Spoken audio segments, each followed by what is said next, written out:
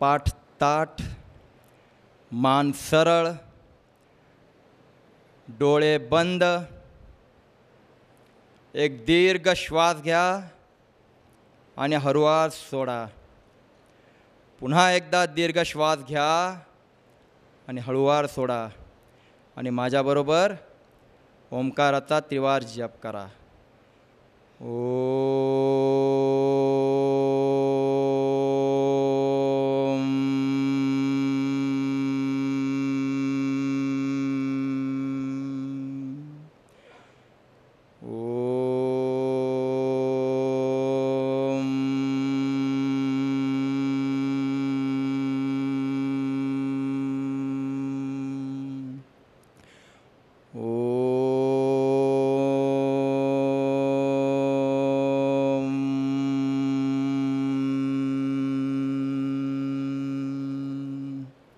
दोन्ही हाताचे तळवे एकमेकांवर घासा, डोळ्यावर ठेवा आणि डोळे अलगद उघडा.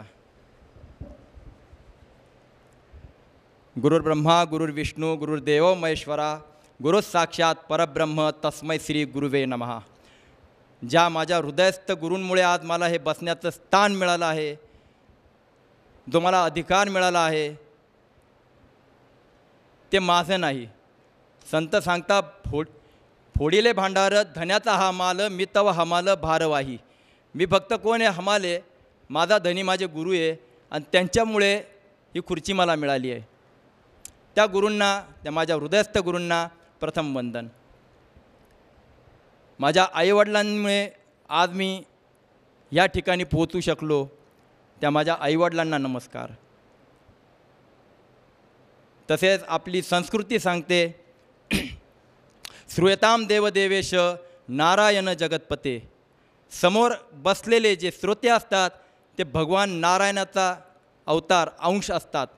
म्हणून अशा सगळ्या नारायणरूपी अंश असलेल्यांना हृदयापासून नमस्कार. आणि माझ्या भारतीय संस्कृतीला प्रथम नमस्कार. सर्वत्र सुखिना संतु सर्वे संतु निरामया म्हणणारी संस्कृती फक्त भारतीय आहे. कुठल्याही प्रकारची जात भेद नाही, धर्म भेद नाही, भाषा भेद नाही, प्रांत भेद नाही. अखिल मानवाचा सुखाचा रस्ता दाखवणारी माझी भारतीय संस्कृती आहे, तिला प्रथम नमस्कार. मला कमीत कमी 13 वर्ष संधिवाताचा त्रास होता. थोडं जरी वातावरण बदललं का संपूर्ण जे आहे जॉईंट्स ते दुखायला लागायचे. आणि मला 12 महिने सर्दीचा प्रॉब्लेम होता. मी जवळपास 10 वर्ष सहन केला आहे. मी विचार करायचो का देवा, अरे मी कधी नॉनव्हेज खाल्लं नाही, कधी चुकीच्या रस्त्याला लागलो नाही, कुठलंच व्यसन नाही, आणि हे काय मला हा त्रास का? अर्थात संधिवाताचा त्रास हा साधारण नाही. ज्याला आहे त्याला विचारा, किती खतरनाक हाताचे ठसठस होतात. अक्षरशः बोटं वाजत नाही, दुखतात. आणि हात पायाची बोटे वाकडी व्हायला सुरुवात होता. आणि माझ्या वयाच्या 30-32व्या वर्षी मला हा त्रास. मी देवाला म्हणायचो, अशी कुठल्या कर्माची फळं मी भोगतोय?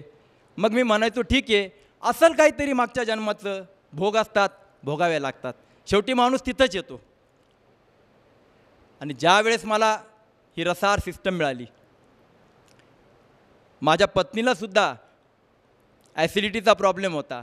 15 दिवसातनं 3 दिवस ते डोकं दुखत राहायचं. आणि डॉक्टर सांगायचे का सकाळी लवकर उठल्यावर खात जा. आणि मग ती खायला सुरुवात करायची तर ते खाल्लं जात नाही, तो त्रास जात नव्हता. आश्चर्य सांगतो, रसाहार चालू केला आणि 10 दिवसामध्ये जो परिणाम मिळाला, आज आम्हाला 10 वर्ष होऊन गेले. ना तिला ॲसिडिटी झाली कधी 10 वर्षात, ना मला कुठला संधिवाताचा आणि मला सर्दीचा.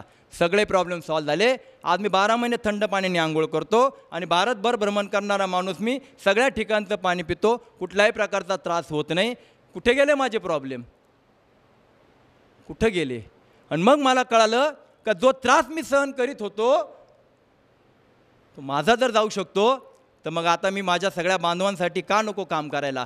आणि 10 वर्षापूर्वी मी जे ठरवलं त्याचा परिणाम असा झाला का आज देश विदेशपर्यंत हे जे वृक्ष आहे तो वाढला. आणि मला आनंद होतो आहे का तुम्ही सगळे त्या गोष्टीला मान देऊन इथे आले. खूप खूप धन्यवाद. आज बघा ना समाजामध्ये काय चित्रण दिसू राहिलेलं आहे. असं एक तरी घर दिसतंय आपल्याला का ज्या घरामध्ये गोळ्या औषधं नाही. अहो माणूस मंगळापर्यंत पोहोचला आणि घरामध्ये एक स्वतंत्र मेडिकल औषधाचा डब्बा झाला. ह्याच्यापेक्षा वेगळी काय प्रगती झाली हो. कितीतरी प्रकारचे प्रॉब्लेम आमच्या घरामध्ये आहे. ठरवतो आपण सेटल झाल्यानंतर एन्जॉय करू. सेटल होईपर्यंत 50-55 वय होऊन जातं. मुलांना सेटल झालं का मग आपण फिरायला जाऊ. आणि 55 वय 60 वयाच्या आसपास आलो का रोगांनी घर केलेलं राहतं. BP, डायबिटीस, थायरॉईड, कोलेस्ट्रॉल एक एक एक एक 5वीला पुजलेले. कधी एन्जॉय करणार हो, कधी फिरणार हो. अहो फिरायला जायचं तर घरामध्ये आपण निघताना पहिले औषधाचा डब्बा घेतो, मग बाकीच्या गोष्टी घेतो. बाहेर गेल्यानंतर पाणीसुद्धा आपल्याला बिसलरीचं पाहिजे. का साधं पाणी पचत नाही. आपल्याला माहिती आपण पंक्चर लाईफ जगू राहिलो आहे. घरात दारामध्ये मर्सिडीज गाडी आहे आणि टायर पंक्चर आहे. अशी गाडी काय कामाची. तसं दिसायला आम्ही मजबूत आहे पण पाणी आम्हाला बिसलरी पाहिजे, साधं पचत नाही. वातावरण बदललं तर व्हायरस आम्हाला त्रास देत आहे. एक व्हायरस आला कोरोनासारखा, अख्खी मनुष्य जमात पंक्चर झाली. भारतापासून अमेरिकापर्यंत, गरिबापासून श्रीमंतापर्यंत, डॉक्टरपासून साधूंपर्यंत प्रत्येकजण काय अवस्थेत होता प्रत्येकाला कल्पना आहे. परंतु विचार करा अखिल मानव डिस्टर्ब झाला. एक तरी पशु डिस्टर्ब झाला का. अहो पंचतत्वांनी बनलेलं शरीर माणसाचं आहे, त्याचप्रमाणे पशुचं पण आहे. एक तरी पशु डिस्टर्ब झाला का. थोडा विचार करा. का त्याला ते प्रॉब्लेम दिसत नाही जे आज घराघरात माणसाला दिसत आहे. उत्तर आहे आपल्याकडं.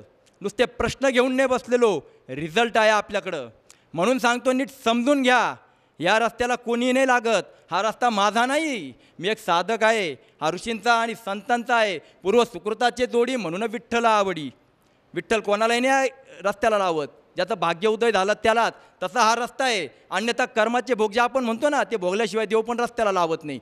म्हणून हा रस्ता नुसता ऐकू नका. 10 ते 15 दिवसामध्ये तुमच्यात परिणाम झालेले असेल. म्हणून व्यवस्थित सिस्टमला ऐकून घ्या आणि फॉलो करण्याला सुरुवात करा. 3-4 दिवसापासून तुमच्यात चमत्कारिक बदल दिसायला लागतील. 10 वर्षापासून मी अनुभव करतोय, नुसता सल्ला नाही द्यायला बसलेलो. आज आमच्या फॅमिलीचा 20वा दिवस आहे. रसाळ डाएट फॉलो आहे.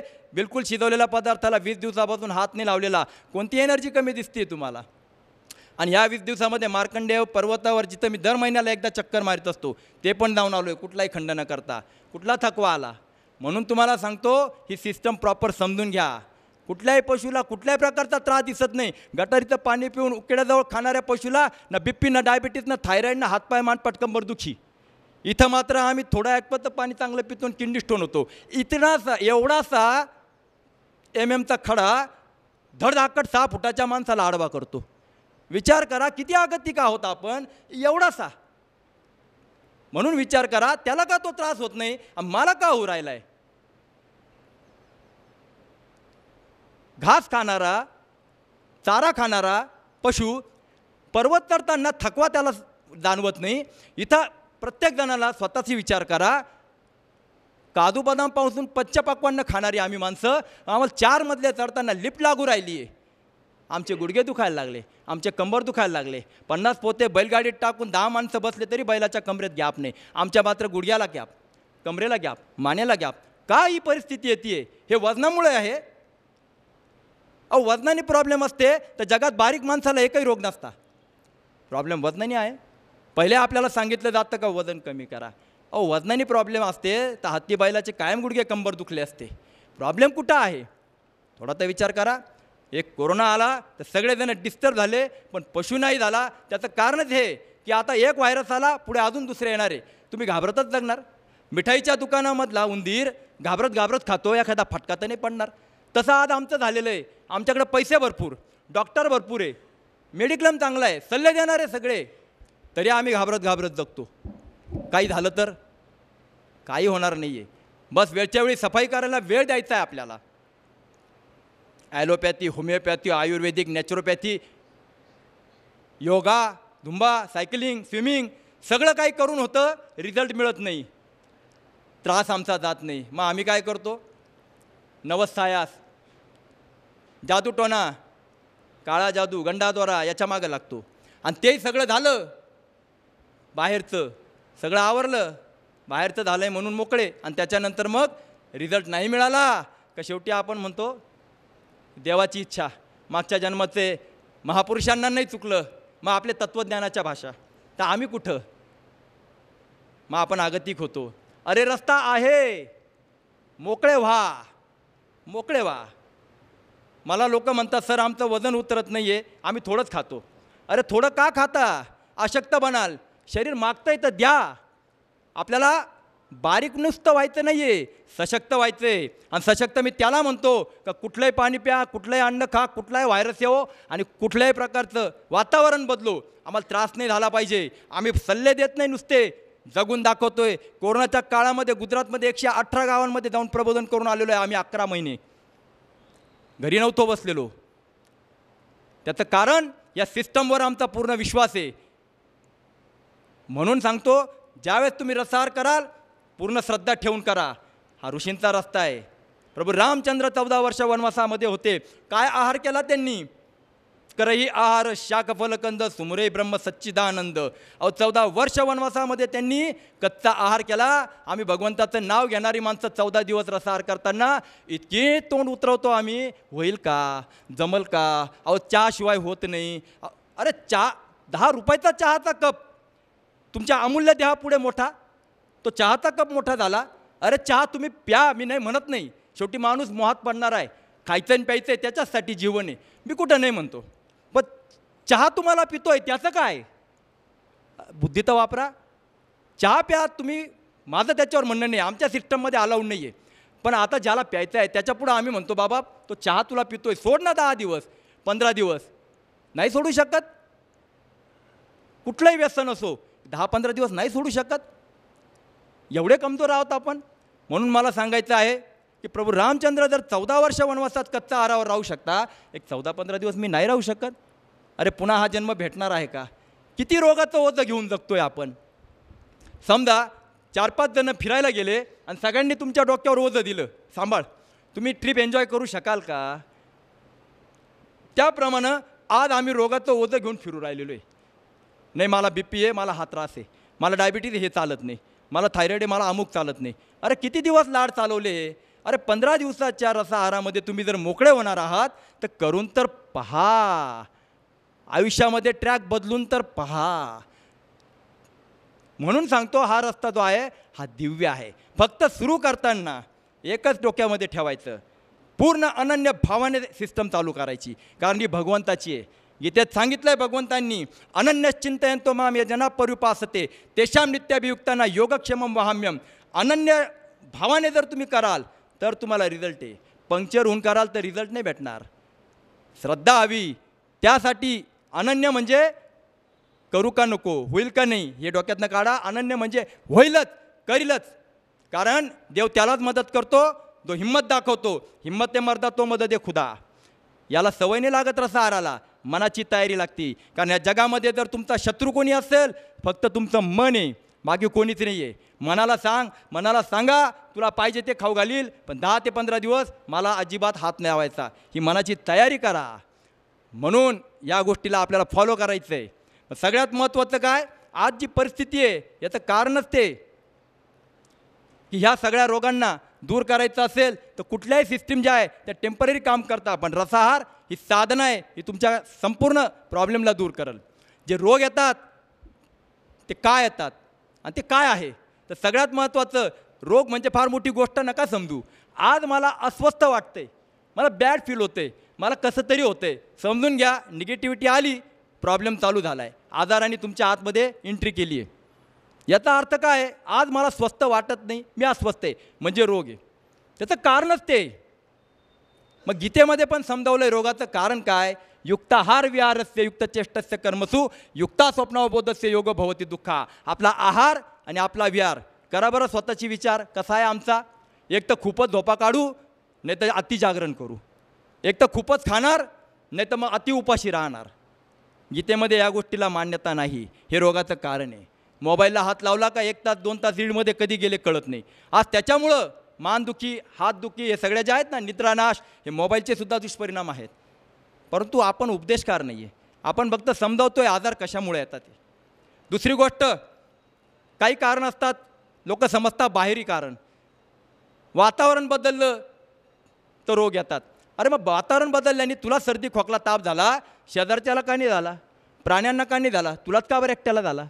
थोडा तर विचार करा. कारण वातावरणाने प्रॉब्लेम असतील तर सगळ्यांना प्रॉब्लेम झाला पाहिजे, याचा अर्थ माझ्यात काहीतरी गडबड आहे. तिसरी गोष्ट, ॲलोपॅथी सांगते किटाणूंनी शरीरात प्रवेश केला म्हणून आजार आला. अरे पण व्हायरस, किटाणू, बॅक्टेरिया आले का? कारण आतमध्ये काही तर कचरा असेल, जहा कुडा वहा किडा. मग आतमध्ये काहीतरी साचलं आहे म्हणूनच तर किडा आला ना. मग औषध कोणाला देऊ राहिले? किटाणूला देत आहे की आजारावर देत आहे? म्हणून तर 15-15, 20-20 वर्ष डायबिटीज बीपीच्या गोळ्या खातात आणि आमच्याकडे 15 दिवसामध्ये नॉर्मल होतात. कसे काय होतात? कारण आम्ही मुळामध्ये सफाई सांगतोय, तोच रस्ता आपल्याला पाहायचा आहे. आयुर्वेद सांगतं वात पित्त कफ डिस्टर्ब झालं, बॅलन्स बिघडला, आजार आले. अरे पण वात पित्त कफ हे का बिघडले? कारण आमच्या आहारामध्ये जे चाललं आहे ते सफाईला वेळ देत नाही, त्याच्यामुळे ते डिस्टर्ब झालेले. ते साफ कधी करणार? पण ते साफ करण्यासाठी काम कोण करतं? ज्याचं घर आहे तोच करणार. घर कोणाचं आहे? माझ्या घराची सफाई शेजारचा तर नाही करणार. मग ह्या शरीराची सफाई कोण करणार? कोणाचं घर आहे? 13व्या अध्यायात सांगितलं आहे, इदम शरीरम कौंतेय क्षेत्रमित्य भिधीयते एतद्यो वेत्ति तत्प्राहुम क्षेत्रज्ञमिति तद्विदम. हे क्षेत्र आहे आणि आतला क्षेत्रज्ञ आहे. म्हणजे शरीर काय? शेत.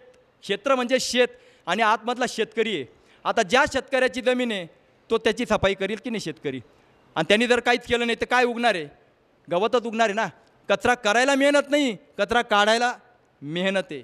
रोगी व्हायला मेहनत नाही आहे, रोग दूर करायला मेहनत आहे. मग आता हा जो शेतकरी आतमध्ये बसलेला भगवंत, हा काय करतो? अतिरिक्त कचरा झाला आहे. कारण आपण तर काही थांबायला तयार नाही. आपल्या गाड्या बिन ब्रेकच्या आहे. अहो बिन ब्रेकच्या गाडीवर बसायला घरातली व्यक्ती बसणार नाही. आपल्या जीवनाला ब्रेक आपण लावायला तयार नाही, आपलं थांबायला आपण तयार नाही. मग काय होणार? मग आतली शक्ती 4 मार्गाने कचरा बाहेर काढणार. टॉयलेटद्वारा, पिशाबद्वारा, स्किनद्वारा आणि नाकातोंडा वाटे प्रश्वासद्वारा. 4ही मार्गाने निघालेली घाण आपण पाहू शकतो का? लूज मोशन झाले, उलट्या झाल्या, सर्दी झाली, खोकला झाला, कफ झाला, आपल्या शरीरातनं निघतंय, आपण पाहू शकत नाही. मग ही जी घाण बाहेर पडते, मग मला सांगा, आपल्या घरातली घाण आपण जर बाहेर फेकतोय आणि एखादा येऊन परत आत टाकतोय किंवा थांबवतोय तर आपल्याला आनंद होईल का राग येईल? आपल्याला तर रागच येईल. अरे मी सफाई करतोय. तसं आतली शक्ती सफाई करते आणि आपण काय करतो? गोळ्या जातो, औषधं गोळ्या घेतो आणि त्याला थांबवतो. आता या गोळ्या औषधं जर आपण ते घेऊन थांबवतोय तर आतली शक्ती काय करणार आहे? त्याचं रूपांतर कशात करणार आहे? तुम्ही विचार करा. सर्दी, खोकला, ताप, घशाचे इन्फेक्शन, डोकेदुखी वगैरे जे आहे ॲक्यूट डिसीज, हे तुमचे मित्र आहे. हे तुम्हाला समजवायला आले का आता गाडीच्या कार्बोरेटरमध्ये कचरा आला, गाडी कुरकुर करते, सर्व्हिसिंगला लावा. आणि आपण काय करू राहिलो आहे? गोळ्या औषधं घेऊन ती थांबवतोय. मग याला ॲक्यूट डिसीज म्हणता. ज्यावेळेस सफाई करायला हवी होती तुम्ही करीत नाही आणि त्याचा दुष्परिणाम काय होतो? ॲक्यूट डिसीजचं रूपांतर मग क्रोनिक डिसीजमध्ये होतं. आणि क्रोनिक डिसीज म्हणजे तुम्हाला रोज गोळ्या खाव्या लागतात. बीपी, डायबिटीज, थायरॉईड, कोलेस्ट्रॉल, रक्तपातळच्या गोळ्या, रोज कुठली ना कुठली गोळी खावी लागती. याचा अर्थ काय झाला? तुम्ही आजाराच्या मधल्या पार्टमध्ये आले. तुम्हाला वाटतं काय नाही, गोळ्या खाऊन सगळं नॉर्मल आहे. अरे पॉयझन शेवटी पॉयझन असतं. सगळ्यांना माहिती त्याचे साईड इफेक्ट काय, सगळ्यांना कळतं आहे. आणि मग काय होतं? कालांतराने जसजशी तुमची विल पॉवर कमी होत जाते, कारण इम्युन पॉवर कमजोरी म्हणून तर आपण आजारी पडलो आहे. मग जेव्हा तुमची विल पॉवर कमी होत चालते, इच्छाशक्ती कमी होत जाते, वय वाढत जातं, तिसरा आजार लवकरच येतो आणि त्याला म्हणता अनक्युरेबल डिसीज. आणि त्यामुळे काय होतं? Cancer, paralysis, dialysis, heart attack, काहीही होतं. ते डॉक्टर बी सांगू नाही शकणार. आणि मग आपण म्हणतो 2 दिवसापूर्वी त्या व्यक्तीशी मी खूप गप्पा मारल्या होत्या, आज अचानक कसा काय गेला? अरे माणूस असा अचानक नाही जात, त्याला ह्या 2 गोष्टींमधून जावं लागतं. त्यावेळेस तुम्ही सफाई करायला वेळ का नाही दिला? त्यावेळेस आपण वेळ नाही दिला. लक्षात ठेवा, प्रकृतीपुढे, निसर्गापुढे आपलं पद, पैसा, प्रतिष्ठा, ज्ञान, अहंकार चालत नाही. आज ICUमध्ये जाऊन बघा, मोठमोठे सगळे स्वतःला म्हणणारे अहंकारी ज्ञानी ICUमध्ये एकटे रडताय. दुखण्यामध्ये रडायलासुद्धा कोणी भेटत नाही, कोणीच भेटत नाही. सगळ्या ICUच्या दरवाजाच्या बाहेर असतात. 50-50 हजार ते 1 लाख रुपये दिवसाचा खर्च राहतो. इथं कमवायला किती दिवस लागतात आणि गमवायला किती वेळ लागतोय? रडायला कोणी भेटत नाही. मी म्हणतो खर्च करा, अरे पण रिझल्ट तर मिळतोय का एवढं तर बघा. आणि नाही मिळत आहे, दशा नाही बदलते, दिशा तर बदला परिस्थिती नाही बदलते, रस्ता बदलून तर पहा. अरे पण करून तर पहा. भगवंताने आपल्यापर्यंत आणलं आहे, करून तर पहा. आणि मग अनक्युरेबल डिसीज. आणि मग डॉक्टर सांगतात आता आमच्या हातात काही नाही. कोणाला प्रार्थना करा? देवाला प्रार्थना करा. आपण मोठे भक्त आणि देव आपला ऐकणारे. सगळ्यात महत्त्वाची गोष्ट मी तर म्हणतो, वैयक्तिक माझं मत, का भगवंताकडं हे स्वास्थ्याचं डिपार्टमेंटच नाही आहे. त्यामुळे ती प्रार्थना ऐकलीच जात नाही. त्याचं कारण असं आहे का ऋषींनी स्वास्थ्य कोणाकडं मागितलं? आयुर्बलम यशोवरच्या प्रजा पशून वसूनीच ब्रह्मप्रज्ञांचे मेधांच त्वन्नो देही वनस्पते. हे वनस्पती आम्हाला आयुष्य, आरोग्य, बल, वैभव, समृद्धी, शक्ती दे. का? देवाकडे नव्हतं मागतायत, पण भगवंताने स्वतः भगवद्गीतेमध्ये 15व्या अध्यायात सांगितलंय, गामाविश्यच भूतानी धारयाम्य मोजसा पुष्णामी औषधी सर्वा सोमो भूत्वा रसात्मका. चंद्रप्रकाशद्वारा सर्व वनस्पतींमध्ये मी औषधी भरून ठेवली. अरे मग जे डिपार्टमेंट वनस्पतीकडे भगवंताने दिलं आहे तिथं का नाही जात आपण? तिथं आपण जात नाही. म्हणून सांगतो हे सगळं आपल्या घरामध्ये आहे. कस्तुरी कुंडल बसे मृग धुंडे बनमाही घटघट मे राम बसे दुनिया देखी नाही. अरे घरामध्ये सगळं काही आहे. तुमच्या किचनमध्ये आजार आहे आणि तुमच्या किचनमध्ये औषध आहे. पण आपण कुठं गेलो? घराच्या बाहेर सगळीकडे शोधू राहिलो आहे. म्हणून सांगतो हे सगळं घरामध्ये आहे आपल्या. बस सुरू करून पहा. मग हे जे आहे हे सुरू करतो आपण, गोळ्या औषधांनी बरं करायचा प्रयत्न करतो आपण. त्याचा दुष्परिणाम काय होतो? हे जे औषध आहे हे काय परिणाम करतात? याचा काय फायदा आहे? विचार करा. इथून जर अग्निशामकची गाडी घंटी वाजवत गेली, अर्ध्या मिनिटात तुम्ही म्हणाल भयानक आग लागलेली दिसतीये. अरे ती घंटी इंडिकेशन्स आहे आग लागल्याची. ती बंद केली म्हणजे आग विझणार नाही. तसं तुमच्या शरीरामध्ये आजाराची आग चालू झाली आणि तुम्ही गोळ्या घेऊन ती थांबवताय, ती लक्षणं थांबवताय, आजार नाही बंद होणार. तुमच्या घरामध्ये जर कधी तुम्ही 4 माणसांचा स्वयंपाक करताय आणि 5 माणसांचा झाला तर तो छान आहे. अन्न हे पूर्ण ब्रह्म. मी कुठल्याही अन्नाला नावं ठेवत नाही. तुम्ही हॉटेलचं खाता, पार्टीचं खाता, लग्नातलं खाता, घरातलं खाता, सगळं अन्न हे पूर्ण ब्रह्म आहे. कुठल्याही आहाराने रोग होत नाही. माझं तर म्हणणं आहे आहाराने रोग होण्यापेक्षा आहार साचल्याने रोग होतात. सफाई करा. तुम्ही काय खाता हे महत्त्वापेक्षा हे महत्त्वाचं नाही, त्यापेक्षा सफाईला किती वेळ देता हे जास्त महत्त्वाचं आहे. आपण सफाईला वेळ देत नाही. सफाईला वेळ द्या. मग हे जे 4 जणांचं बनवलं ते खाल्लं, पण 5व्याचं उरलं ते तुम्ही भांड्यात ठेवलं. आता भांड्यात ठेवल्यानंतर तुम्हाला इमर्जन्सी फोन आले आणि तुम्ही गावाला सगळेजण निघून गेले. ते चांगलं असलेलं अन्न तुम्ही 2 दिवसांनी येऊन पाहता तर त्याच्यामध्ये दुर्गंधी आली, व्हायरस, बॅक्टेरिया, किटाणू, माशा सगळं काही आलं. मग आता काय करणार? कारण ते अन्न खराब झालं म्हणून ते आले. मग आता काय करणार? तुमचे डॉक्टर चांगले ओळखीचे आहे, तुम्ही औषध आणाल, औषध माराल. अरे पण औषध कोणासाठी आहे? किटाणूंसाठी आहे. किटाणू का आले? कचऱ्यामुळं. तुम्ही इलाज कुठं करताय किटाणूंवर? तुम्ही मारा, थोड्या वेळाने अर्धा तासाने तुम्हाला दुसरे किटाणू दिसतील. तुम्ही किती वेळा मारणार औषध? एक वेळ अशी येईल का ते औषध तिथं काम करणार नाही. कारण आता किटाणूंची इम्युन पॉवर वाढलेली आहे. म्हणून पूर्वीच्या जमान्यात मच्छरांसाठी DDT फवारली जायची. आता मच्छर DDTने मरत नाही, इम्युन पॉवर वाढली. जहा कुडा वहा किडा. आणि किडा हा देवाने पाठवलेला सफाईचा कर्मचारी आहे. तुम्ही जितक्या वेळेस त्याला मारायचा प्रयत्न कराल नवीन नवीन येत राहतील. तुमचं औषध वाया, तुमचे पैसे वाया, तुमची वेळ वाया आणि तुम्ही डिप्रेशनमध्ये जाता. मला फायदा का होत नाही? मी एवढे मोठमोठे डॉक्टर करतोय, मला फायदा का नाही होत? अरे तुम्ही इलाज कुठं करताय? फांदीवर. प्रॉब्लेम कुठं आहे? मुळात. आता मला सांगा, भांडं साफ केलं, कचरा फेकला, भांडं साफ केलं, आता ठेवा.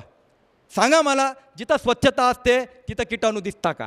आता त्या भांड्यात ना किटाणू आहे, ना तुम्हाला औषध मारायची गरज आहे, ना पैसे खर्च करायची गरज आहे, ना तुम्ही वेळ वाया घालवताय आणि तुम्ही डिप्रेशनमध्ये जात नाही. कारण तुमचं काम झालं. आज डिप्रेशनमध्ये जायची सगळ्यात महत्त्वाचं कारण हेच आहे. सगळे डॉक्टर करून रिझल्ट मिळत नाही आहे. कारण तुम्ही इलाजच फांदीवर करताय, मूळ कुठं साफ करताय? मग हे भांडं कोणी साफ करायचं? डॉक्टरांनी? कोण साफ करणार? स्वतःला करावा लागल. गीतेत सांगितलं आहे अर्जुनानी, तुला लढावं लागल. जिथं 24 तास भगवंत बरोबर असताना अर्जुनाला लढावं लागलं. उद्धरेदात्मनात्मानमात्मनमौसा देत आत्मवयात्मन बंधुरात्मवरिपुरात्मना. तुझा उद्धार तुला करावा लागल. तर माझ्या रोगांना काय भगवंत येऊन दूर करणार आहे? भगवंत फक्त मदत करतो, पण त्यासाठी हिंमत दाखवा. तुम्ही सुरू तर करा आणि मग अनुभव घ्या. म्हणून आपले प्रॉब्लेम सॉल्व करायला आपल्यालाच तयार व्हावं लागेल. म्हणून औषधं जे आहे ते ॲटॉम बॉम्बसारखे राहतात. ॲटॉम बॉम्बला नाही कळत मला चांगले मारायचे का वाईट मारायचे, तो फक्त पडतो आणि मारतो. तसं एक औषध, एक गोळी तुमच्या 90% चांगल्या पेशींना खतम करून टाकते आणि 10% रोगाच्या पेशी. अरे पण तुमचं नुकसान किती होतं आहे. म्हणून आपल्याला औषधं जे आहेत इमर्जन्सीला ठीक आहे, पण औषधांचं जेवण हे देणाऱ्यालासुद्धा मान्य नाही आणि घेणाऱ्यालासुद्धा मान्य नाही. म्हणून यातून आपल्याला बाहेर पडायचं असेल तर आपल्याला काय करावं लागेल, आपल्याला स्वतःला एक रस्ता बदलावा लागेल आणि तो रस्ता तुमच्याचकडं आहे. आपल्याला रोग दूर करायसाठी मेहनत नाही करायची, रोगाचं कारण दूर करा, रोग आपाप निघून जातील. अंधाराला हटवायचं काम नाही करायचं, एक फक्त दिवा लावायचा आहे, अंधार निघून गेलेला राहील. अहो एवढं सोपं आहे, अहो एवढं सोपं आहे. फक्त मनातली निगेटिव्हिटी पहिले दूर करा, फक्त मनातली निगेटिव्हिटी दूर करा. म्हणून आपल्याला काय करायचं आहे, रसाहार सुरू करायचा आहे. मग ही जी औषधं आहे हिचे जे साईड इफेक्ट आहे हे आपल्याला नको आहे, त्यासाठी आपल्याला रसाहार सुरू करायचा आहे. तर आपल्या मनामध्ये ज्यावेळेस आम्ही सांगतो का एक 10-15 दिवस, मी 10 ते 15 का म्हणतो, अरे माणसाच्या मनामध्ये निगेटिव्हिटीच एवढी आहे का मी करू शकल का. लोकांना वाटतं शिजवलेलं खाल्लं नाही तर मी कसं काय चालेल माझं. अरे कसं चालेल, मला एक सांगा, इथं बसलेले सगळेजण वेल एज्युकेटेड आहे, आपल्या गुगलला सर्च करा, एका प्रश्नाचं उत्तर फक्त मला द्या का जी वस्तू ज्यापासून बनली त्यापासून चालती का. अशी एक तरी वस्तू दाखवा, एक तरी घरी गेल्यावरती शोधा आणि मला पाठवा. गीतेत सांगितलं आहे, अन्नात भवन्ति भूतानि पर्जन्यात अन्न संभवा, यज्ञात भवती पर्जन्यात यज्ञकर्म समुद्भव. अन्नपासून प्राणी मात्र बनले आहे, सगळे मानव बनले आहे. अन्नापासून माणूस बनलेला आहे. अन्नापासून कसा चालेल. ज्या गाडीत तुम्ही आले ती गाडी पत्र्यापासून बनलेली असेल, फायबरपासून बनली असेल, चालती कशावर आहे, पेट्रोलवर. जो मोबाईल तुम्ही वापरताय तो बॅटरीवर चालतो आहे. हा फॅन जो चालतो आहे बनला पत्र्याचा असेल, फायबरचा, इलेक्ट्रिकवर. तुमच्या खिशातला पेन शाईवर. कोणतीच वस्तू अशी नाही आहे की ज्याच्यापासून बनली त्याच्यापासून चालती. मग हे शरीर अन्नापासून बनलेलं आहे, अन्नापासून कसं चालेल, मग कशापासून चालतं. आतल्या व्हायटल पॉवरवर चालतं, प्राणशक्तीवर चालतं. ही जी प्राणशक्ती, जीवनी शक्ती जोपर्यंत आत आहे तोपर्यंत शरीर चालतं. आणि ही शरीरातली शक्ती ही शुद्धतेवर अवलंबून राहते. अन्यथा ही निघून गेली तर त्या प्राणहीन माणसाला तुम्ही पंचपाक्वान्न खाऊ घाला, तो चालेल का, तो चालणार नाही. म्हणून आपल्याला सगळ्यात महत्त्वाचं डोक्यातनं हा कचरा काढायचा. कमी जेवलो नाही तर काय होणार, अरे जेवायचंच आहे. जगामध्ये एक माणूस सोडला तर एकही पशु शिजवलेलं अन्न खात नाही. त्याला कोणता थकवा आहे, त्याला कोणती कमजोरी आहे, त्याला कोणता त्रास जाणवतो आहे. ना विटामिनची कमी नाही, हिमोग्लोबिन, ना B12, ना D3. इथं प्रत्येकाला चेक करा, हिमोग्लोबिन पहिले कमी सापडतं. कॅल्शियमसाठी काय काय चाललं आहे. अरे गवत खाऊन त्याला कमी नाही येऊ राहिली आणि आम्ही डाएट काय करतो, कशात प्रोटीन, कशात विटामिन, कशात कॅल्शियम. अरे आपलं डोक्यामध्ये एक विचार बदला, एक पॉझिटिव्ह एनर्जी आणा, तुम्हाला लिंबाच्या पाण्यातसुद्धा खूप शक्ती मिळेल. म्हणून सांगतो ही जी एनर्जी आहे ही आपल्या स्वतःजवळ आहे, हिचा अनुभव घ्या. जी एनर्जी मिळते ना ती आहारातून नाही मिळत. Food is a not source of energy, food is only building material. एकदा जर बिल्डिंग बांधायची असेल तर त्याला दगड, विटा, रेती, वाळू सगळं काही आणावं लागतं. बिल्डिंग बांधतोस तर ते सगळं चालतं आणि बिल्डिंग बांधून झाल्यानंतर तुम्ही ते ठेवणार नाही, उचला म्हणाल, कारण तो आता कचरा आहे, कारण बिल्डिंग बांधून झाली. मग आता त्याची गरज कधी आहे, ज्यावेळेस बिल्डिंगची तुटफूट होईल कुठंतरी काहीतरी, तेव्हा त्याची गरज आहे.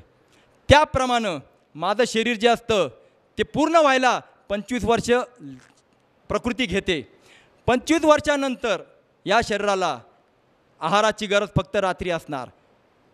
अन्न हे शरीर निर्मितीचं कारण आहे आणि पेशींची झीज भरून काढण्यासाठी दिलं जातं. जर शरीराला अन्नातून शक्तीच मिळाली असती तर प्रत्येकाने दिवसभरामध्ये 4 ते 5 वेळा जेवण केलं असतं, पोटभर खाल्लं असतं. जेवढं जास्त खाल्लं तेवढी जास्त शक्ती मिळाली असती. नॅचरली पहिले वर्क, मग फूड आणि मग रेस्ट आहे. मग सकाळी उठल्यानंतर किती जण असे आहेत त्यांच्या डोक्यामध्ये पंचपाक्वान्न खायची इच्छा होते.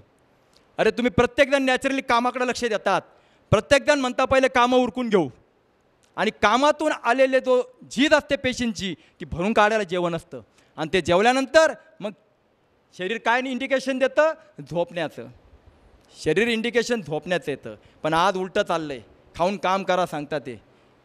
ठीक आहे, हा विषयावर पुढे येणारच आहे मी. मला सांगायचं काय आहे, शक्ती जी आहे हिचा पहिला स्रोत म्हणजे परमात्मा आहे. म्हणून ज्या वेळेस तुम्ही दवाखान्यात असाल किंवा निगेटिव्हिटीमध्ये असाल, डिप्रेशनमध्ये असाल, त्यावेळेस कोणी किती येऊन भेटो, किती पैसे देऊ, किती खायला देऊ, तुम्हाला ती एनर्जी नाही मिळत. जेव्हा तुम्हाला तुमचा एखादा आवडता व्यक्ती समोर येतो त्यावेळेस तुमचा कणकण मोहित होतो, उल्हासित होतो, तुमची एनर्जी वाढायला लागते, तुम्ही दुःख विसरतात. पावर कुठून आली? जर जेवणानेच ताकद मिळाली असती तर प्रत्येकाने तुम्हाला तर पोटभर जेवायला आणूनच दिलं आहे, मग का नाही मिळाली शक्ती?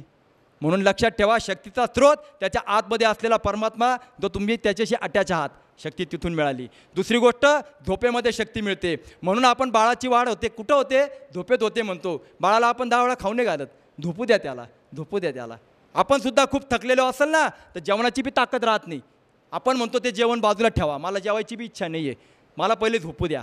झोपेत. आणि सगळ्यात महत्त्वाचं सांगतो, सगळ्यात मोठी शक्तीचा जो स्रोत आहे तसा परमात्मा आहे, तर परमात्म्याशी जोडलं देणारं ध्यान आहे. म्हणून प्रत्येक महापुरुष हा ध्यान करतोय, या ध्यानातून ती शक्ती मिळत राहते.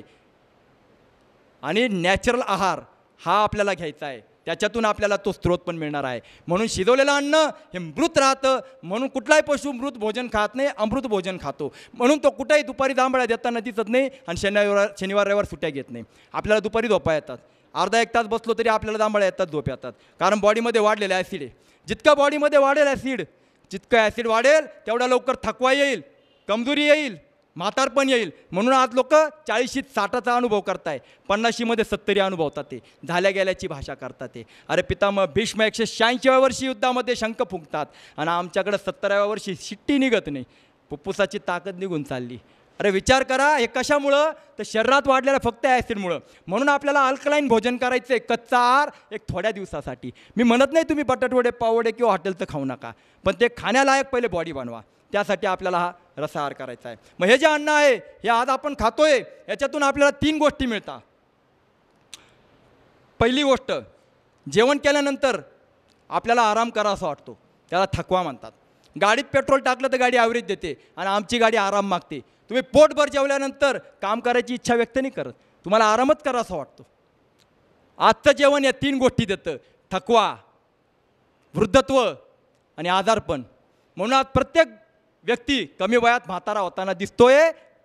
लोक म्हणतात मला काही होत नाही. अच्छा, थोडं वातावरण बदलू द्या, गाडी पंक्चर झालेली दिसते, लगेच काहीतरी सर्दी खोकले ताप आलेले असतात. आणि वृद्धत्व, आजारपण हे तर प्रत्येक घरात आहे. ह्या 3 गोष्टी आजचं जेवण देते. अन्नातून आपल्याला आज 3 गोष्टी मिळत आहे. वात, पित्त, कफ डिस्टर्ब होऊ राहिले. शरीरामध्ये वात वाढला तर काय होतं? जे आज आपल्याला सांधेदुखी, कंबरदुखी, पाठमानदुखी होते ना, त्याचं कारण काय ते सांगतो. जे आपलं अन्न पचत नाही आहे त्याचा परिणाम या 3 गोष्टीत होणार. शरीरामध्ये गॅसेस वाढले तर जॉईंट पेन होणार. गॅस कुठं असतो? जिथं गोबर असतं तिथं. जिथं गोबर असतं तिथं आपण थांबू शकत नाही. आतला देव कसं काय तुम्हाला स्वस्थ बसू देईल? अशा देवाला जर गॅसेसच्या ठिकाणी बसवता तो तुम्हाला कायम अस्वस्थ ठेवणार. मग गॅस कुठं असतो? जिथं गोबर. आणि गोबर कशापासून बनतं? शिजवलेल्या पदार्थापासून. थोडे दिवस थांबवा, अनुभव तर करा. मग गॅस वाढला तर वात होईल, वात वाढला तर सांधिवात, आमवात, पेशीवात होईल. सांधिवातात जॉईंट्स पेन होणार, आमवातात पोट दुखल, पेशीवातात स्नायू दुखतील. आणि डॉक्टर काय सांगतील? वजन कमी करून या. वजन कमी केल्याने जर फायदा होला तर कुठल्याच बारीक माणसाचे हातपाय दुखले नसते. आज प्रत्येक घराघरात प्रत्येकाच्या हातपाय मानपाट दुखण्याचं कारण शरीरामध्ये वाढलेलं गॅसेसचं प्रमाण. आणि गॅसेसचं प्रमाण वाढायचं कारण आपण कुठं थांबायलाच तयार नाही. 2 वेळेचं जेवण, नाश्ता सगळं चालू. याचा परिणाम बॉडीमध्ये ॲसिड वाढतं. ॲसिड वाढलं का शरीरामध्ये वारंवार डोकेदुखी होणार, हातापायाला सूज येणार, BP अल्सरसारखे प्रॉब्लेम चालू होणार. हे त्याचे दुष्परिणाम आहे. कफचं प्रमाण वाढलं का हातपायाचं थरकाप होणार. मग आपण म्हणतो नाही वय झालं, वय झाल्यामुळं झालं. म्हणून सांगतो, ह्या वयात फिट राहायचं असेल, 100 वर्षापर्यंत मला डॉक्टरच्या पायरी चढायची नसेल, तर अनुभव करा. शेवटी हा रस्ता अनुभवाचा आहे. मी किती सांगितलं का मध खूप गोड असतं, पण ते चाखून पाहिल्याशिवाय कळणार नाही तुम्हाला. रस्ता चालून पहा. मग अन्न जे असतं, जे खातोय आपण, त्याच्यातून 3 पार्ट होतात, 3 भाग होतात. जो स्थूल भाग असतो त्याच्यातून मळ बनतो, म्हणजे बॉडीचा कचरा. जो मध्यम भाग असतो त्याच्यातून मांस बनतं, म्हणून वजन वाढू राहिले. आणि जो सूक्ष्म भाग असतो त्याच्यातून मन बनतं. आज जे खातोय ना ते मृत भोजन आहे. एकदा शिजवलं का त्याच्यातली पोषक तत्व नष्ट होऊन जातात. अरे जे स्वतः मृत झालेलं आहे ते ताकद कुठून देणार? त्याच्यामुळे तर जेवण केल्यानंतर सुस्ती येते, ताकद कुठे येऊ राहिली? मग असं जे स्वतःच मृत आहे ते तुम्हाला शक्ती कसं काय देणार रोगांविरुद्ध लढण्याची? मग हा जो सूक्ष्म मन बनतंय ते बनतच नाही सूक्ष्म भागातून. म्हणून जेव्हा आम्ही म्हणतो तुम्हाला रसाहार करायचा आहे तर तुमच्यामध्ये पहिली निगेटिव्हिटी येते. ही निगेटिव्हिटी येण्याचं कारण तुमचं मन कमजोर. त्याचं कारण काय? तर तुमचा आहाराचा तो परिणाम आहे. जैसा खाय अन्न वैसा होय मन. हे मन निगेटिव्ह होण्याचं कारण सगळ्यात महत्त्वाचं, शिजवलेले पदार्थ आपण कुठं थांबवायला तयार नाही. आणि म्हणून जर मनाची पॉवर वाढवायची असेल तर सगळ्यात महत्त्वाचं काय आहे? आहार थोडासा बदलून पहा. ऋषीमुनी 100 वर्षापर्यंत निरोगी राहायचं कारणच ते होतं. त्यांच्या आहारामध्ये फळंकंदमुळाचं प्रमाण जास्त होतं. मी म्हणत नाही तुम्ही 100% फॉलो करा, पण मी म्हणतो ते पचवण्यालायक तर थोडाफार तर आहार बदलून पहा. मग ज्यावेळेस आपण हे सगळं खातोय त्याचा परिणाम काय होतो? तर शरीरामध्ये मलाशयामध्ये कचरा साचायला लागतो. आपल्या सगळ्यांना किती सोपं माहिती आहे, पोट साफ तर रोग साफ. मग मला सांगा, पोट साफ आहे म्हणून तर जेवतोय 4 टाईम, मग आजार का साफ नाही होते? पोट तर साफच आहे. माझ्याकडे असे पेशंट आले 3-3 दिवस टॉयलेटला जात नाही, होत नाही, असे लोक येऊन गेलेले. खाता मात्र दिवस संध्याकाळ दोन्ही टाईम. मग कुठं जातं ते? तर ते कुठं जातं? तर ते मोठ्या आतड्यामध्ये जातं.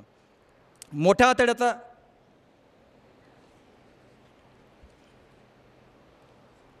हे मोठं आतडं मलाशय 71 पॉईंट असलेलं हे मलाशय, यामध्ये तो कचरा साचला जातो. जसा आपल्या घराला माळा असतो ना, त्याच्यावर आपण वर्षभराचा कचरा साचवत राहतो.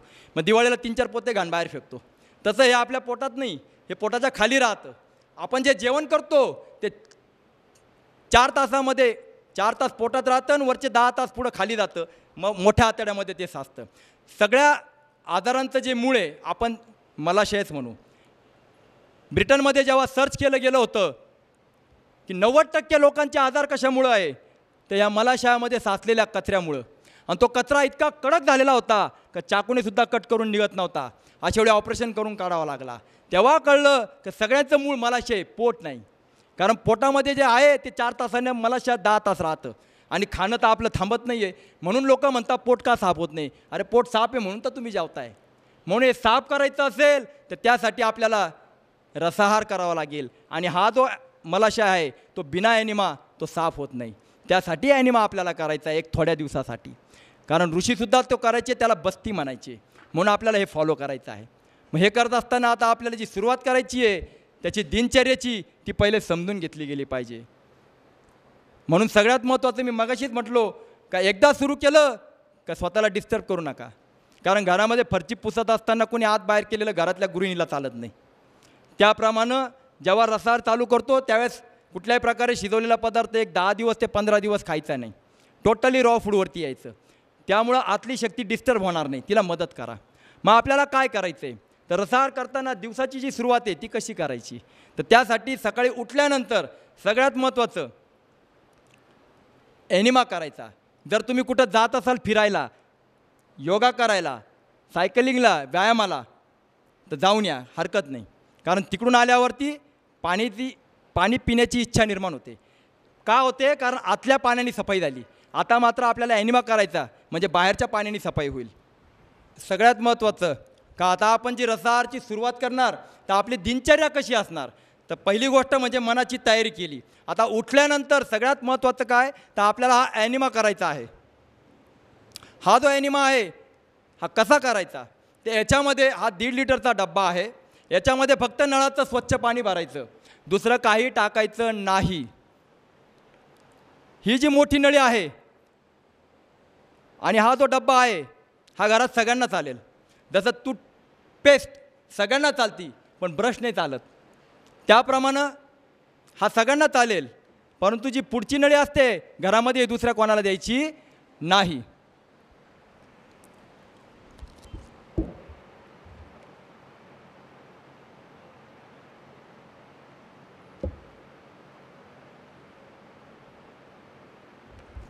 ही नळी जी आहे मी पॉटला लावली आणि ही जी छोटी नळी आहे ती मी या कॉकला लावली. आता याच्यात फक्त नळाचं स्वच्छ पाणी भरायचं आणि डब्बा 3 फुटावर वर अडकवून द्यायचा.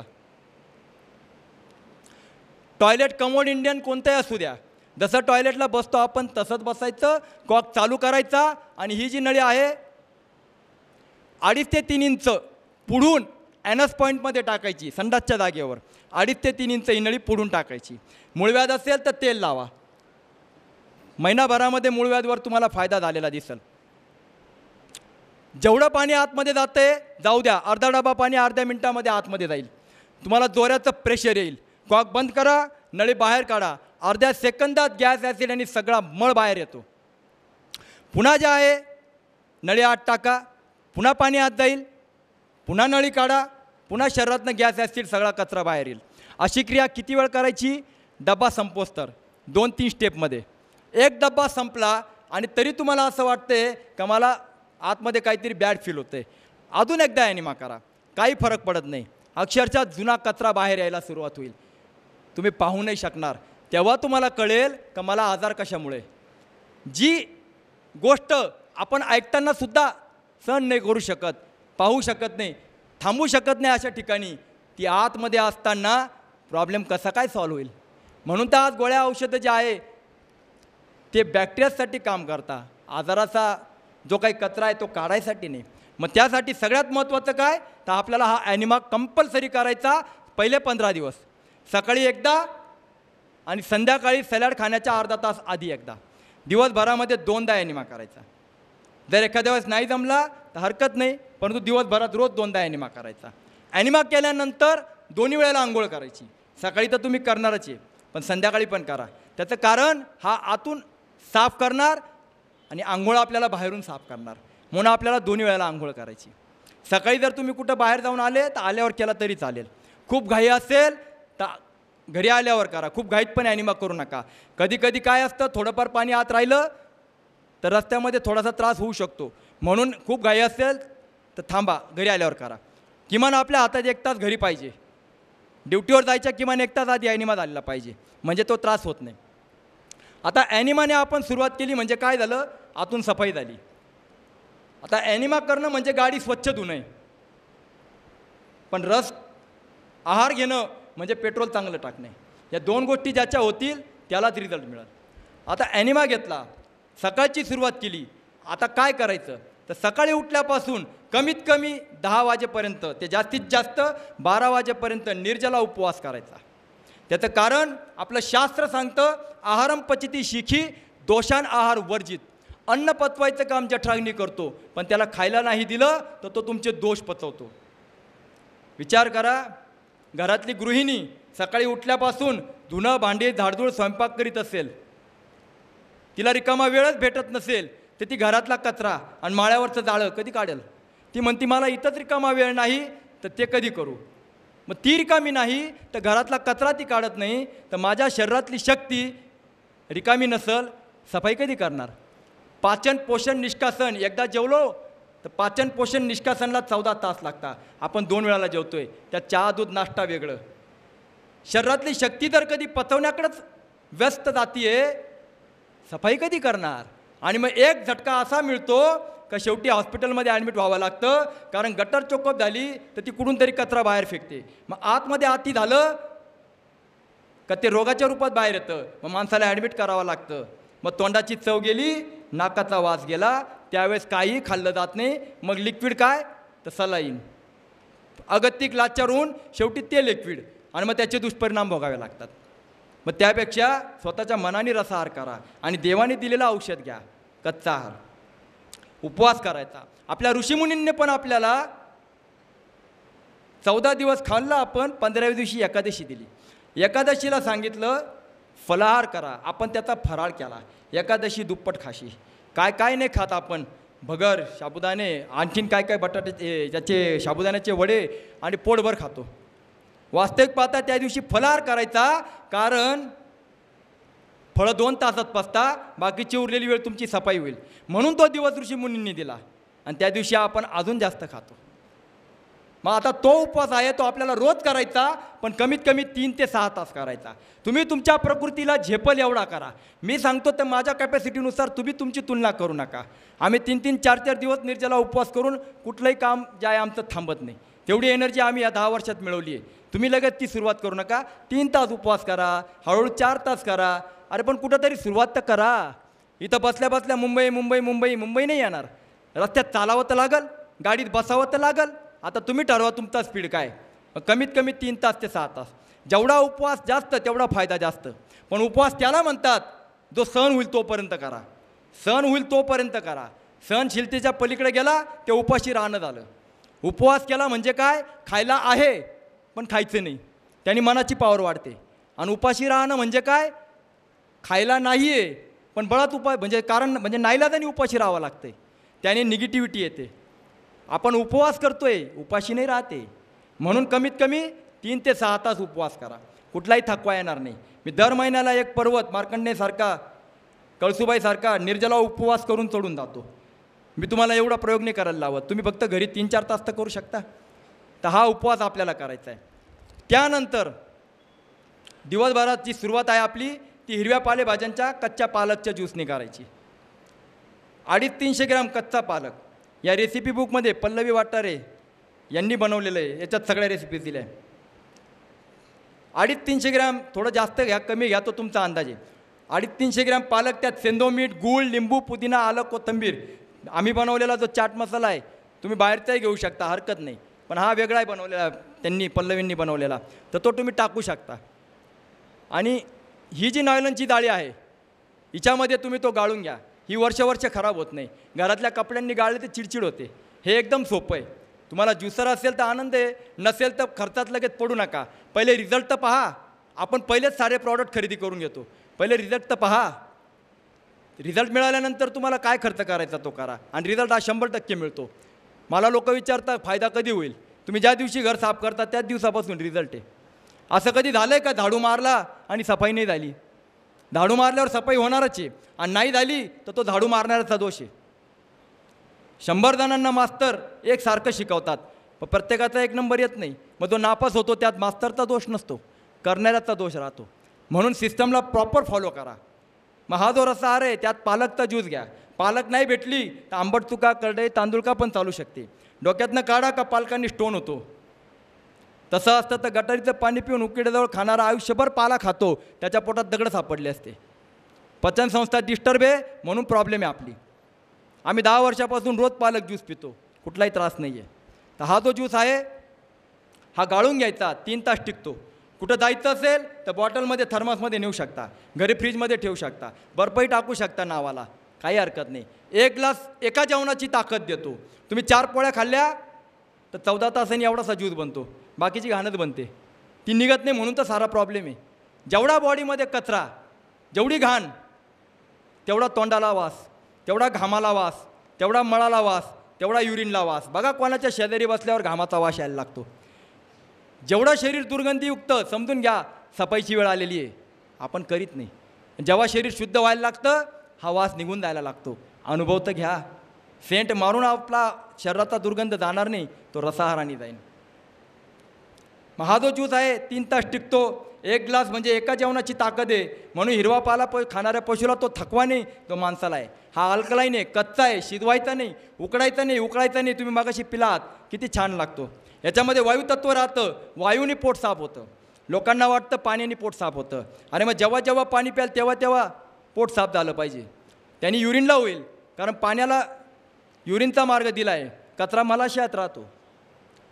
शरीरामध्ये 5 वायू आहे, प्राण, अपान, उदान, व्यान, समान.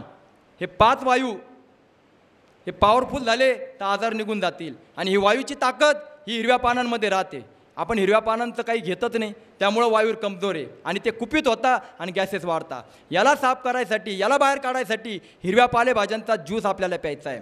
त्याच्यामध्ये जर पानं मिळाली नाही तुम्हाला तर तुम्ही जे आहे आवळा, गुळवेल, जिरा, आमचूर सारखी आम्ही जी डिटॉक्स पावडर बनवली आहे ती कंपल्सरी नाही, ती पण टाकू शकता. काही लोक जे आहेत त्यांना वेळ भेटत नाही ज्यूस बनवायला, कधी कधी ड्युटी असते, तर हरकत नाही, घरी आल्यावर प्या, काही प्रॉब्लेम नाही.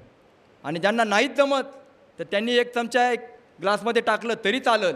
पुन्हा सांगतो कुठलंही प्रॉडक्ट कंपल्सरी नाही, परंतु लवकर फायदा पाहिजे असेल, कारण इमर्जन्सीला भेटत नाही, त्यावेळेस तुम्ही हे करू शकता. हे मला साधकांनीच सांगितलं का सर आमच्यासाठी पण काही बनवा, कारण प्रत्येक वेळी आम्हाला ज्यूस बनवता येईलच असं नाही, हरकत नाही. तर हा जो पालक ज्यूस आहे हा आपल्याला घ्यायचा आहे. तर त्याच्यामध्ये तुम्ही जामून पावडरसुद्धा टाकू शकता. जर त्याची पानं मिळाली तर आनंदाची गोष्ट आहे. तुम्ही कुठल्याही प्रकारच्या झाडाची पानं मिळाली तर तुम्ही पालक ज्यूसमध्ये नक्की टाका, त्याचा फायदा जास्त आहे. पण लगेच अगोरी प्रयोग करू नका, नाही तर पहिल्याच दिवसात लोक खूप झाडपाला गोळा करतात, त्याचा त्रास होऊ शकतो. सुरुवातीला तुम्ही पहिल्या गिअरवर गाडी चालवा, हळूहळू जेव्हा तुम्हाला त्याचा फायदा जाणवायला लागेल तेव्हा खूप सारे हे करा.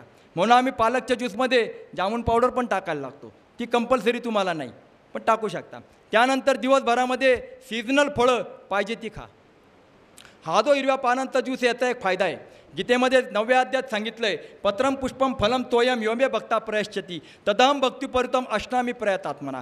पान फूल फळ पाणी देव म्हणतात हे माझं अन्न आहे.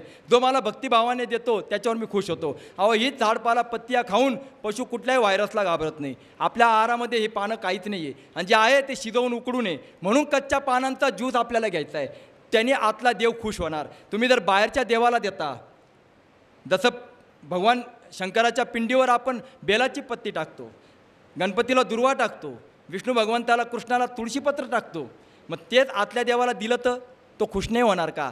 प्रयोग करून तर पहा 10-15 दिवसासाठी. तर हा जो ज्यूस आहे हा तुम्हाला घ्यायचा आहे. त्यानंतर दिवसभरात सीझनल फळं खायची. सीझनल फळामध्ये मार्केटला जी फळं स्वस्त मस्त आहे ती सगळी खा. ज्या सीझनमध्ये जी फळं येतात, भाज्या येतात, ती आपल्यासाठी औषधं राहतात. म्हणून सीझनल फळं तुम्ही भरपूर खाऊ शकता. किती खायची? भूक आहे तेवढी. युक्त आहार विहाराचा अर्थ मगाशीच सांगितला. जेवढी भूक आहे तेवढं खा. बळत उपाशी राहून शरीराला जाळू नका. आपण उपवास केला, उपाशीने राहते. दिवसभर पाणी किती प्यायचं? तहान लागेल तेवढं. बळत पाणी पिऊ नका. एकच वाक्य लक्षात ठेवा, भूक लागली खा, आणि नाही लागली खाऊ नका. तहान लागली तर प्या, नाही लागली तर पिऊ नका. बळत पिऊ नका, कारण अति सर्वत्र वर्जेत. अति पाणी वनस्पतीला नष्ट करतं. तर आपल्या आतड्यांना कमजोर नाही करणार, कारण पाणी पचायला सुद्धा हे अन्न आहे, 2 तास लागतात. पत्रम पुष्पम फलम तोयम, तोयचा अर्थ अन्न, तोयचा अर्थ पाणी. तर हे जे पाणी हे एक प्रकारचं अन्न आहे, ते पचायला पण 2 तास लागतात. तुम्ही कारण नसताना पाणी पित जा, तुम्हाला फक्त युरिनला होईल. कारण नसताना आतड्यांवरती तुम्ही भार टाकताय. म्हणून पाणी तेव्हाच प्या जेव्हा तहान आहे. म्हणून दिवसभरात पाणी प्यायला माझी मनाई नाही, पण तहान लागेल तेव्हा. आता ही जी फळं आहे 12 ते 5च्या दरम्यान हवी तेवढी खा ना. अहो आपण घासपूस नाही खाते, रसाहार म्हणजे 10 रुपयाची भाजीपोळी आज माणूस खातो घरामध्ये, किंमत त्याची, आणि 5,000ची औषधं करतो आहे. इथं आपण 350 रुपये किलोचे पेर, 250-300 किलोचे सफरचंद, 150-200 रुपये किलोचे द्राक्ष, 80 रुपयाचं नारळ हलकने खाते. चांगला श्रीमंत लोकसुद्धा ह्या गोष्टी आणत नाही. एकदा आणतात ते खराब होऊन फेकून द्यावे लागतात. म्हणून सांगतो तुम्हाला, हे आपण हलकने खाते, आणि हे सगळं घर खाणारे. औषधं तर फक्त एकटा माणूस खाऊन साईड इफेक्ट भोगतो, हे सारे घर खाणारे. म्हणून दिवसभरामध्ये पाहिजे तेवढी फळं खा. आपले पैसे आपल्यासाठी खर्च करा ना. डॉक्टरांचं कर्ज फेडण्यामध्ये नका खर्च करू. सगळं जे फळं आहेत ती भरपूर सारी खा. संध्याकाळी 5 ते 7च्या दरम्यान व्हेजिटेबल ज्यूस प्या. गाजर, बीट, टोमॅटो, काकडी वगैरे जे असतील ते तुम्ही खाऊ शकतात. बाहेर असाल तर डायरेक्ट खा, घरी असाल तर ज्यूस करून प्या. कारण तुम्हाला सांगितलं की एखादं गाजर एखादं बीट खा, तर आपलं जे आहे ना 2-4 तुकड्यानंतर कसं तरी व्हायला लागतं आपल्याला. खाणारा खातो आमच्यासारखे, पण काही लोकांना ती चव नाही आवडत. त्यापेक्षा तुम्ही 2 बिटाचा ज्यूस एका ग्लासात अर्ध्या मिनिटात प्याल, त्याचा फायदा जास्त होणार, आणि वरून कचरा पण साचणार नाही. हा प्रश्न डोक्यातनं काढा. फायबर कशातनं मिळेल, प्रोटीन कशातनं मिळेल, हिमोग्लोबिन कशातनं मिळेल. आज सगळं खाऊन कमी आहे. ह्या रसाहारातून सगळं काही मिळणार आहे. जोपर्यंत तुमच्या डोक्यात हा प्रश्न आहे का फायबर कशात आणि हिमोग्लोबिन कशात आणि प्रोटीन कशात, तोपर्यंत फायदा नाही होणार. म्हणून सांगतो, बस जे मिळालेले रस आहेत ते मी घेणार. शरीर जे आहे त्याच्या हिशोबाने सगळं काही खेचत राहतं. अनुभव करा. संध्याकाळी व्हेजिटेबल ज्यूस, म्हणजे आवडत नाही त्याचे ज्यूस जास्त प्या. काहींना कारला आवडत नाही, काहींना दोडके आवडत नसतील, काहींना भोपळे आवडत नसतील, कारण ते आजपर्यंत आपण ते घेतलेलं नाही आहे. त्यामुळे त्याची टेस्ट आणि त्याची जी तत्व आहे ती बॉडीला मिळेल. अर्ध्या मिनिटात तुम्ही 1 ग्लास ज्यूस प्याल. म्हणून ती तत्व आपल्याला घ्यायची आहे. सगळ्याच गोष्टी मनाप्रमाणे जर देवानी बनवल्या असत्या तर मग बाकीचं जे आवडत नाही ते कशाला बनवलं असतं. ते सुद्धा आपल्या शरीराला आवश्यक आहे, म्हणून ती घ्यायची आहे. आणि रात्री जे आहे ते पुस्तकात दिल्याप्रमाणे वेगवेगळ्या प्रकारचे सॅलड्स आहे. जसं मोड आलेली उसळ, त्यात कांदा, टोमॅटो, तिखट, मीठ, मिरची टाकून खाऊ शकतात. गाजरचा हलवा, आता तुम्ही सगळ्या पदार्थांचा स्वाद घेणार आहात. गाजरचा हलवा, बीटचा हलवा, नारळाचं दूध सॅलड जे आता तुम्ही घेणार आहात ते नारळाचं दूध सॅलड. पहा तर खरं कच्च्या आहारामध्ये देवानी काय अमृत भरलेलं आहे, अनुभव तर घ्याल. तर रात्री पोटभर खा. मी तुम्हाला कुठेही कमी खायला लावलेलं नाही आहे, कारण कच्चा आहार 2 तासात पचतो, शिजवलेला आहार 14 तास. आज आपल्याला जे आहे ना सफाईला वेळ दिला जाणार आहे. म्हणून कच्चा आहार जो आहे पोटभर खा, त्याला मी मनाई केलेली नाही. जर काही कधी मिळालं नाही, लाईट गेलेली आहे, ज्यूस नाही भेटत आहे, तर डायरेक्ट फळं खा, आहे ती फळं खा, उसाचे रस प्या, लिंबू मध पाणी प्या, साखर वापरू नका. या 15 दिवसात चहा, ग्रीन टी, ब्लॅक टी वगैरे कुठला टी घेऊ नका. दूध, तूप, ताक, दही, दुधाचा एकही पदार्थ घेऊ नका. आणि नॉनव्हेज तर आपला हा विषयच नाही. सध्या आपण नॉनव्हेजला हा विषय घ्यायचाच नाही आहे. नॉनव्हेज खाणं म्हणजे गाडी तुमची पेट्रोलची आहे आणि तुम्ही डिझेल टाका, तर त्याचा परिणाम तुम्हालाच भोगावा लागणार आहे. शेवटी निसर्ग जो आहे त्याचं काम करीत राहतो. आपलं शरीर वनस्पती आहारासाठी बनलेलं आहे, नॉनव्हेजसाठी नाही. ते हे करत असताना सगळ्यात महत्त्वाचं काय, मनाची जी ताकद आहे तिला कमजोर होऊ देऊ नका, सगळ्यात महत्त्वाचं. आणि दुसरी गोष्ट म्हणजे हे करत असताना जी 15 दिवसाची दिनचर्या आहे ती करताना 15 दिवसानंतर काय, तर 15 दिवसानंतर दिवसाचा आहार कच्चा, रात्रीचा शिजवलेला. त्याचं कारणच मी मगाशी सांगितलं आहे का वयाच्या 25 वर्षानंतर या सगळे जे क्षेत्रातली लोक आजारी दिसतात त्याचं एकच प्रमुख कारण आहे, वयाच्या 25 वर्षानंतर जी व्यक्ती सकाळी नाश्ता आणि दुपारी जेवण करते ती स्वस्थ राहत नाही. म्हणून अनुभव घ्या. हे सगळं जे आहे आपण प्रश्नोत्तरामध्ये घेणारच आहोत, तो विषय आपण जेवणानंतर घेणारच आहोत. पण तेच कारण मी तुम्हाला सांगतो आहे का माझं जे शरीर आहे आता 25 वर्षाच्या पुढे गेलेलं आहे, तर मला जे आहे सकाळचा नाश्ता हा बिलकुल नाही, दिवसभरामध्ये टोटल कच्चा आहार आणि रात्रीचं जेवण हे 15 दिवसानंतर. त्याच्याही पुढे जाऊन सांगतो का कधी कधी आपण जी माणसं आहे सामान्य संसारी, मोह असतो आपल्याला सगळ्या गोष्टींचा. कधी लग्नाला जायचं, कधी पार्टीला जायचं, कधी मिसळपावची पार्टी आपण शनिवार रविवार करत असतो, बऱ्याच गोष्टी आहे. दुपारी खायची वेळ येते, खाऊन घ्या, एवढा बारीक विचार करू नका. एखाद्या दिवशी एखाद्या जिमला जाणाऱ्यांनी जिम नाही केली तर त्याची बॉडी नाही उतरत, त्याच्यामुळे एवढं काळजी करू नका. एकाच 2 दिवस खाऊन पिऊन घ्या, पण घरी आल्यावर मात्र आपल्या रस्त्याला पुन्हा लागून सफाई करून घ्या. अशी जी सफाई आहे वर्षातनं किमान 2दा-3दा करा. अरे गाडीसुद्धा आपण घेतो तरी 6 महिन्यात एकदा सर्व्हिसिंग करतो. Prevention is better than cure. आपण म्हणतो का माझी गाडी खराब कुठे आहे, तरी करतोच ना. घराची वर्षातनं दिवाळीला सफाई करतो, मग बॉडीला का नाही करत. आता जी 30 तारखेपासून नवरात्र चालू होते, वर्षातनं 2 नवरात्री असतात, मार्च एप्रिल सप्टेंबर ऑक्टोबर. ऋतू परिवर्तन होत असतं, निसर्गसुद्धा ही वर्षातनं 2 वेळा सफाई करतो, आपण त्याचा भाग आहोत. त्यामुळे ह्या ऋतू परिवर्तनामध्ये लोकांना जास्तीत जास्त लोकांना सर्दी, खोकले, ताप, घशाचे इन्फेक्शन सारखे आजार येतात. हे आजार नाही आहे, ही सफाई आहे. अशा वेळी घाबरू नका, उपवास करा. म्हणून नवरात्रीत निंबू पाण्यावर जास्त राहतात लोक. फक्त त्यावेळेस ॲनिमा करणं जास्त महत्त्वाचं असतं, ते करत नाही म्हणून तो फायदा तेवढा जाणवत नाही, अशक्तपणा दिसतो. म्हणून ॲनिमा कंपल्सरी करायचा आहे. तर हे 15 दिवसानंतर काय, तर दिवसा कच्चं, दिन में प्रकृती देवायचा, रात में पत्नी देवायचा. आता रसाहार करतोय आपण. हे करत असताना ह्या रसाहाराचा दुसरा मुख्य पार्ट, कारण हे झालं शारीरिक स्वास्थ्यासाठी, परंतु काही गोष्टी मानसिक बौद्धिक पण असतात. त्यासाठी सगळ्यात महत्त्वाचा जो ऋषीमुनींनी रस्ता दिला आहे, जो गीतेने समजावला आहे, इष्टान भोगान निहो देवान दास्यंत्यज्ञ भाविता तर दत्तान प्रदायभ्यो यो भुंगतेच ते नेवसा. जो भगवंताचा समाजाचा भाग काढत नाही तो चोर असतो. मग मला सेवा करायची आहे, मला दान पण करता आलं पाहिजे, पण दान असं असावं की ह्या हाताचं ह्या हाताला कळलं नाही पाहिजे. कारण एक चेक 2दा वटत नाही, एक चेकचे पैसे 2दा भेटत नाही. मग मी जर समाजासाठी करतोय आणि समाजाकडनं जर रिटर्न्स घेतोय, फोटो काढून, प्रसिद्धी, कौतुक, त्याचसाठी, कारण हा अंतस्थ हेतू देवाला माहीत राहतो. मग देव म्हणतो तुला जे हवं होतं तो तुझा चेक समाजाने वटवला, आता माझ्याकडे काही नाही. म्हणून दान असं असावं, कुठंतरी असं पण असावं का जे फक्त देवाला आणि मला म्हणजे स्वतःला दोघांनाच माहिती, ते दान भगवंत लिहून घेतो. ती सेवा, अशी निस्वार्थ निरपेक्ष सेवा जितकी जीवनामध्ये जास्त तेवढं मानसिक आणि बौद्धिक स्वास्थ्य भेटतं. हा एक स्वास्थ्याचा रस्ता आहे. म्हणून श्रद्धेने देणं, अहंकाररहित देणं, या सगळ्या ज्या गोष्टी आहेत ना ह्या दानामध्ये येतात. हा अध्यात्माचा मोठा विषय. आणि तिसरी गोष्ट म्हणजे ध्यान करणं. कारण मनावरती वर्षानुवर्ष नाही तर जन्मानुजन्माचा कचरा आहे, तो जर काढायचा असेल तर मनाची सफाई कुठून होते, ध्यानातून होते. म्हणून सगळे महापुरुष ध्यान करताना दिसतात. हे ध्यान सगळ्यात महत्त्वाचं आहे. हे करायचं असेल तर कमीत कमी सकाळी उठल्यानंतर जेवढं आपलं वय आहे तेवढं मिनिट तर बसा. पण तेवढं मिनिट जर बसवलं जात नसेल तर 5-10 मिनिट तर बसा. त्याने आपल्या मनावरचा सगळा कचरा निघून जायला लागतो. ध्यान कधी होतं, ज्यावेळेस एक वस्तू हालत असते आणि एक स्थिर असते तेव्हा होतं. जेव्हा पिक्चर पाहायला जाता त्यावेळेस पिक्चर काय असतो, पूर्ण चित्रण हलत असतं आणि आपण स्थिर असतो. पिक्चर थांबला का आपलं मन कुठं जातं, मोबाईलमध्ये जाईल, घरी जाईल, अमुक ठिकाणी जाईल, ठिकाणी जाईल. पण कॉन्सन्ट्रेशन कधी झालं, पिक्चर चालत होता त्यावेळेस, एक वस्तू हालत होती. तसं आपण जेव्हा देवाजवळ ध्यान करायला बसतो त्यावेळेस आपण स्थिर आहोत, भगवंत स्थिर आहे, आपल्याला हालायचं आहे.